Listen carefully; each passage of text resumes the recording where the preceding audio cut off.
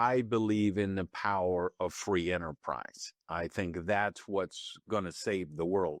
I mean, people, it's great, you're having a protest and you go around with signs, well, save the rainforest. Okay, great. Well, how many trees did we cut down to make those signs? If you want to save the rainforest, you know how you save the rainforest? You go and buy it. And I support charities that do that, for instance, where they buy acres and acres of rainforest and then deed them into a trust. And that's how you have to do it. You want to be successful.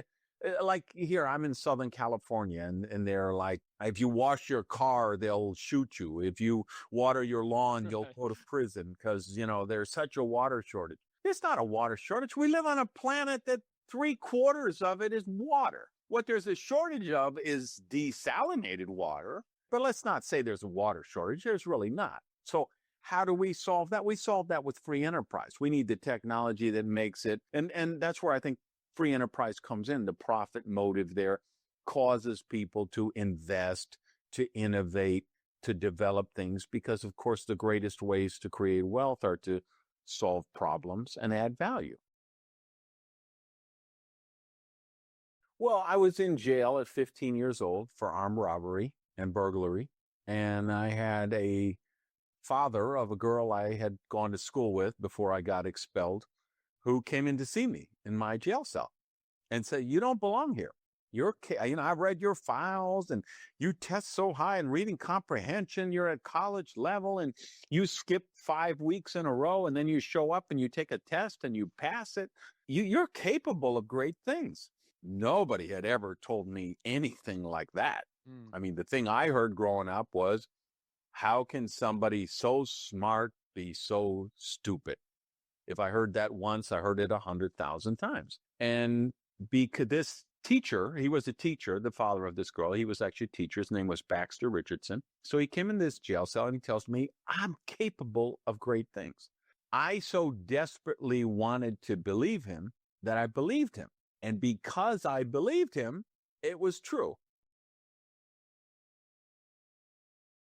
Here's the big lie for entrepreneurs. If you get 1,000 of them and you say, just grab 1,000 people off the street and say, what is the opposite of success? 999 will say failure. But that's the big lie, because the opposite of success is not failure. The opposite of success is mediocrity. And failure is actually part of the success process.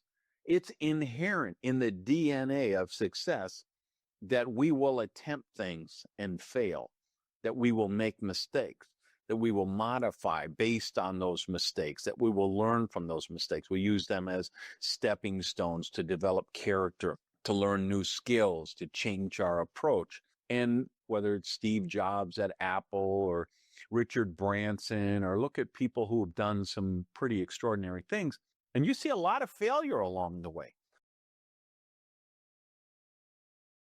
Risky is the new safe, because I really believe that the companies and the organizations and the people that play it safe right now, those are the ones that are going to get run over, because that's the riskiest thing you can do. Because we're now entering what I believe this next decade is going to be the most tumultuous decade in the course of human history. There will be more breakthrough changes that take place in the next decade than at any time because of the accelerated level of growth. We will see the advent of human cloning during this next decade. And we could argue and debate the moral and ethical ramifications of that for decades, and we probably will. But 150 countries could sign a treaty tomorrow to say, okay, we're not going to allow human cloning. There will be some country somewhere that says, we don't have diamonds, we don't have oil, we don't have natural gas. We'll be the cloning country. And if they can offer North Korea 5 million cloned soldiers, North Korea might just want to make that offer, right? The advance of artificial intelligence and getting closer and closer to the point where the acquired knowledge of AI is greater than all acquired human knowledge. When that happens, that'll be the single biggest event in the course of human history.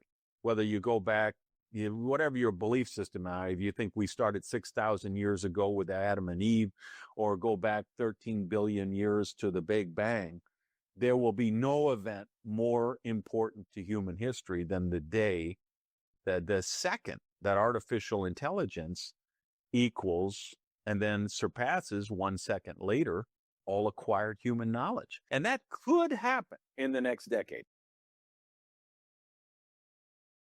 Here's the fascinating thing.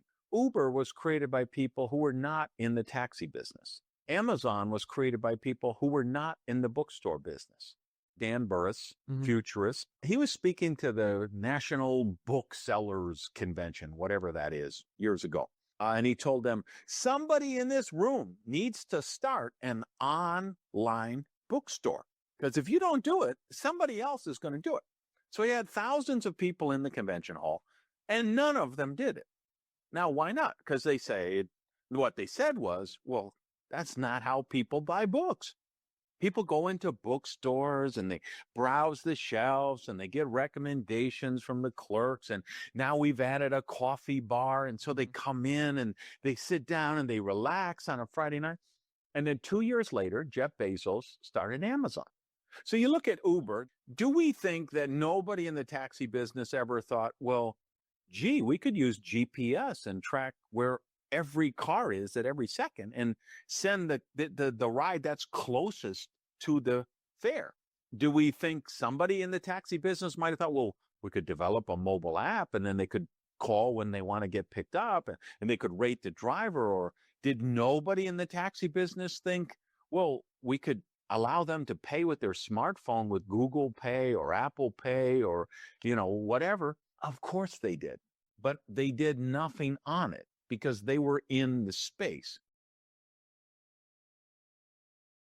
Nobody wants to make mistakes, because if you make a mistake, you get ostracized, or you get demoted, or you get passed over for promotion, or you get fired.